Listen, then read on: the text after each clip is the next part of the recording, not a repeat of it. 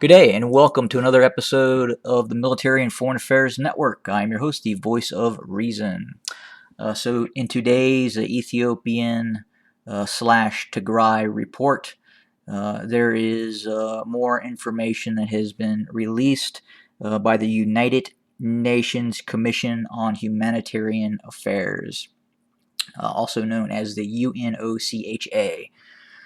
The UN is reporting that fighting continues throughout the region of Tigray.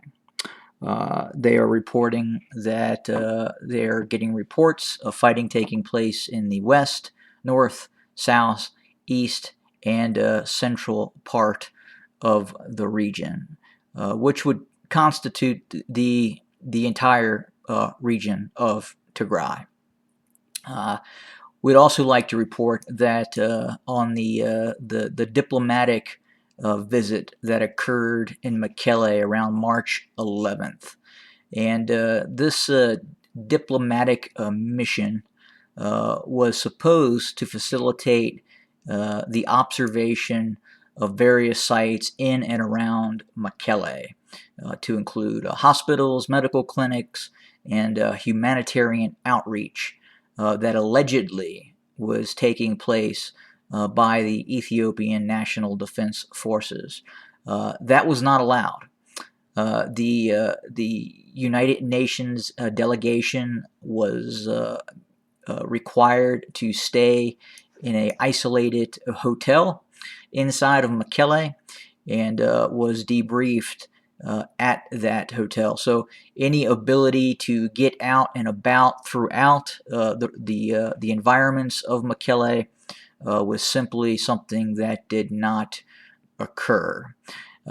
They could also report again, and I've reported this as well, that Mekelle is on virtual lockdown. There is a massive Ethiopian army presence inside of Mekelle.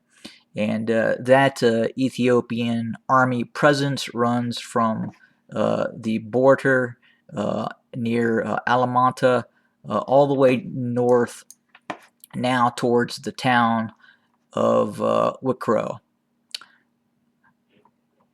And originally there were Eritrean troops stationed in this town, and a lot of the looting and crimes that occurred were done by Eritrean troops.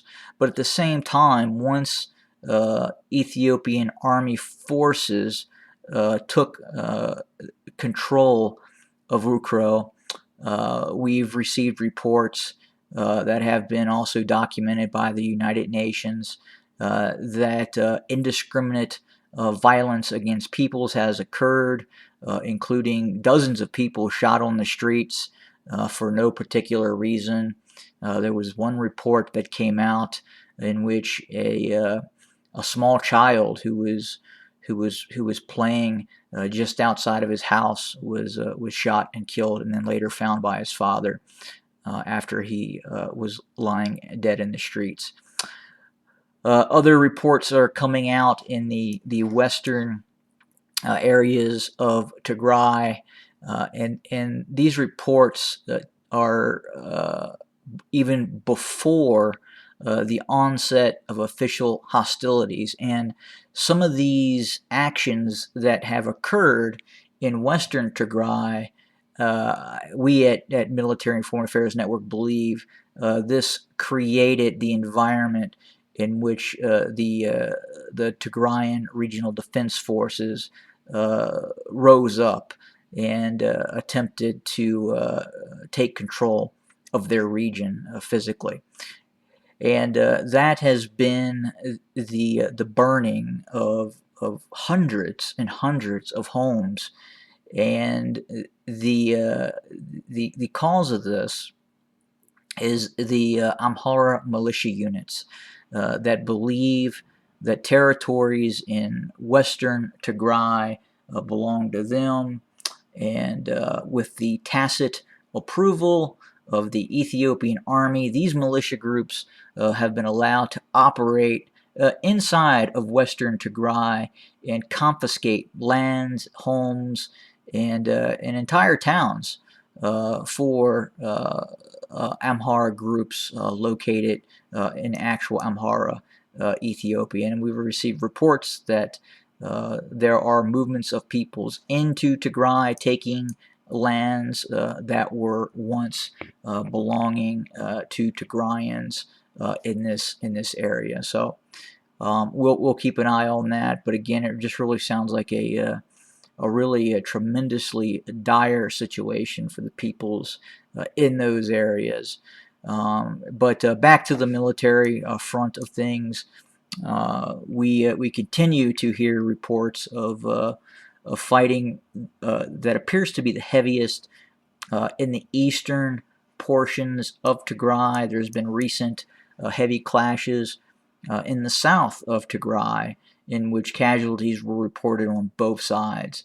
Rather significant casualties in terms in the dozens, possibly hundreds,